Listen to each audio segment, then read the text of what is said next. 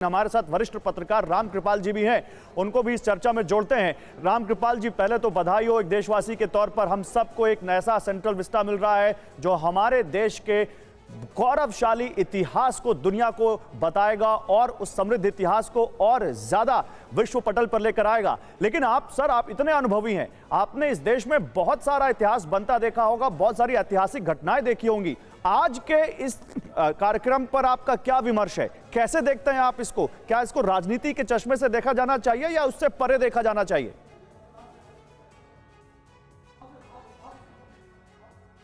आज जो कुछ हो रहा है ये 15 अगस्त 1947 को ही हो जाना चाहिए था।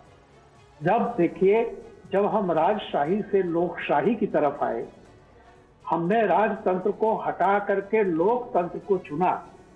उसी दिन जो राजपथ नहीं होना चाहिए था उसको लोकपथ कहना चाहिए या कर्तव्य पथ, जो भी होता, लेकिन वो राजपथ तो नहीं होना चाहिए था। और मुझे निजी तौर पर बहुत सुकून मिला है। मैं इसलिए नहीं कि अतीत को आप बदल नहीं सकते हैं, लेकिन जो आप नया घर बनाएंगे उस घर का तो कोई नाम रखेंगे ना, आप गुलामी के दौर का तो नहीं रखेंगे। तो रास्ता आप ये बताइए कि जो वर्तमान सत्ता है, जो कि लोक सत्ता है, जो जनता के हाथ में है, उसमें अगर कहीं से कोई भी ये निशान आता है या कोई भी संकेत आता है कि नहीं, पुराने राजा की जगह एक नया राजा आ गया है और ये जो मार्ग हम उसके यहाँ तक जा रहे हैं, चाहे राष्ट्रपति हो, उपराष्ट्रपति हो, प्रधानमंत्री हो, राजपथ क्या होता है? कम से कम उसको तो लोकपथ कहिए ना, क्योंकि आप लोकतंत्र के हिमायती हैं। मैं तो गौरव जी प्रजातंत्र शब्द के भी बहुत खिलाफ हूं। लोग अनजाने में बोल जाते हैं, जब राजा नहीं तो प्रजा नहीं। हम प्रजा नहीं है, हम इस देश के लोग हैं, आम जनता है, लोक शक्ति है। और लोकतंत्र में लोक शक्ति सर्वोपरि होती है। और मैं एक बात के लिए बहुत धन्यवाद देता हूं, हमारे जो, जैसा कि प्रधानमंत्री जी ने 15 अगस्त को भी कहा था, कुछ प्रतीक ऐसे होते हैं जो अंदर से हमको लगता है कि ये ठीक है।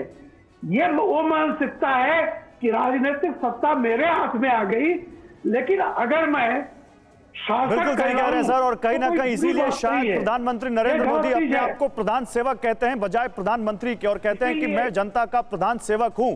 मैं आऊंगा आपके पास सर, लेकिन हमारे तमाम संवाददाता भी इस वक्त क्योंकि सेंट्रल विस्टा में मौजूद हैं, प्रधानमंत्री नरेंद्र मोदी वहां पहुंच चुके हैं, उनका कार्यक्रम शुरू हो चुका है और थोड़ी देर में वो वहां पर मौजूद श्रमिकों से भी मिलेंगे। मैं आपके पास आता हूं, लेकिन हमारे जो संवाददाता हैं एक बार उनका भी रुख कर लेते हैं। रजनीश वहां पर हैं। रजनीश, बताइए इस वक्त वहां पर क्या हो रहा है? प्रधानमंत्री को हमने देखा, उन्होंने नेताजी की प्रतिमा पर वहां श्रद्धा सुमन अर्पित किए, अनावरण किया उस प्रतिमा का। अभी क्या हो रहा है वहां? मुश्किलात का सामना करना पड़ता है, ये देख रहे हैं आप किस पर। देखिए, प्रधानमंत्री ने नेताजी की प्रतिमा का अनावरण करने के बाद इस वक्त जो है वो अवलोकन कर रहे हैं सेंट्रल विस्टा के इस पूरे एवेन्यू का, इस पूरे इलाके का। और मैं इस वक्त जहां पे खड़ा हूं वो बिल्कुल मंच के पास की जगह है। मंच यहां पूरी तरह से सज चुका है और प्रधानमंत्री के यहां पर आने का इंतजार हो रहा है। ये बताया जा रहा है कि प्रधानमंत्री अगले 10 से 15 मिनट के भीतर ही इस मंच पर पहुंचेंगे और उसके बाद यहां से, चूंकि एक बड़ा मौका है, बड़ी उपलब्धि है, देश को वो संबोधित करेंगे। इस पर प्रधानमंत्री नहीं रजनीश, क्योंकि वीवीआईपी मूवमेंट है कर रहे हैं और थोड़ी देर रजनीश, क्योंकि वीवीआईपी मूवमेंट है, जामर की वजह से सिग्नल्स में थोड़ी सी प्रॉब्लम तो है। एक दो चीजें यहां पर बताने की जरूरत है हमारे दर्शकों को। एक भारत और श्रेष्ठ भारत की जो स्पिरिट है उसको दिखाने के लिए यहां पर 500 डांसर्स हैं और अलग अलग देश के कोनों से ये यहां पर आए हैं कर्तव्य पथ पर।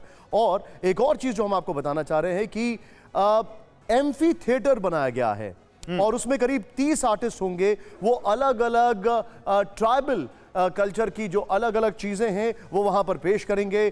संबलपुरी, पंथी, कैलबेलिया, करगाम, और वहां पर डमी हॉर्सेस भी होंगे और लाइव म्यूजिक होगा। ये थोड़ी देर में ये सब होने वाला है। लेकिन एक और चीज जो हमारे दर्शकों को बताना है जो बहुत जरूरी है, देखिए आप जो अभी देख रहे हैं कर्तव्य पाथ पर जो आप सेंट्रल विस्टा देख रहे हैं, ये पूरा जो स्ट्रेच है, ये पूरा स्ट्रेच जो राष्ट्रपति भवन से लेकर इंडिया गेट तक का जो स्ट्रेच है, इसमें बहुत सारे बदलाव किए गए हैं, लेकिन जो पुरानी चीजें हैं उनको रिस्टोर करके रखा गया है।